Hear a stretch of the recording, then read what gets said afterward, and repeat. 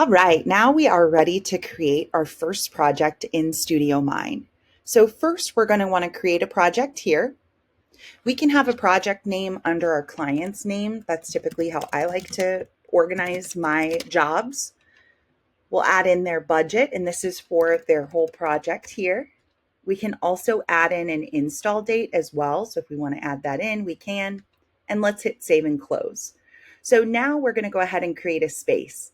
Now in our world, a space is essentially a structure. So as you're going through, we can start working on the main house.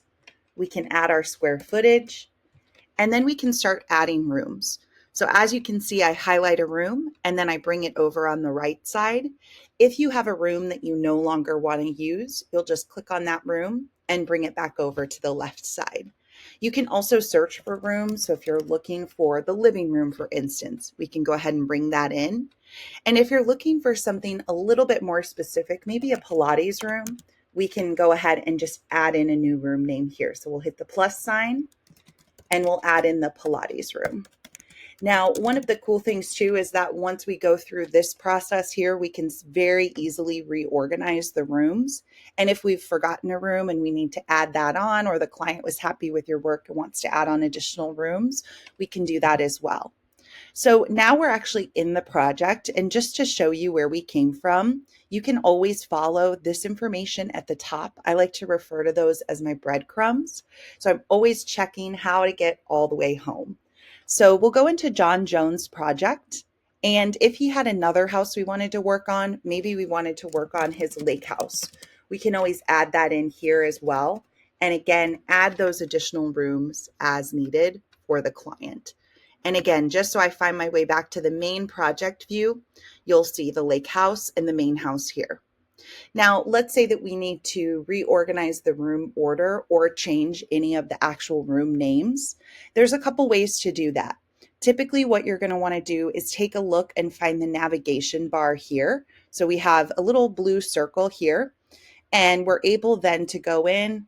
We can expand the main house, we can expand the lake house, and then at any point we can always click on here. It'll bring us here, but we can always find our way back to that just by clicking on this blue circle.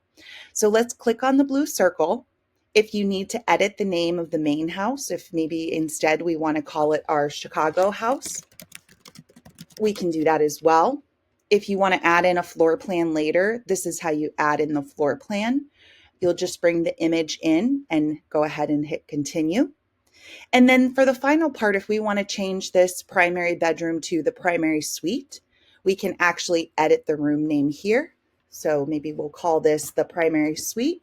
And maybe you want a few photos. Maybe you have a few photos of, the empty room, or it was just painted, and you want to go ahead and add those in so you can track all of that information together. You'll be able to add that in here under photos. So we'll hit save and close. And then the last part is always how to get our order correct, right? So the order of the rooms, I should say here, we'll go in here, we'll go to room order, and then we're able to bring up Pilates, bring down the primary suite, and save here. Now here's a useful trick that I like to utilize the platform for. If I'm working on the living room, let's say, and I have a lot of selections, I've shown the client my first option, and now I want to make revisions and make a second option for them. What I typically like to do is I like to click here on the right, duplicate the room, and now I have a copy of all of the selections that they've brought in and the past design.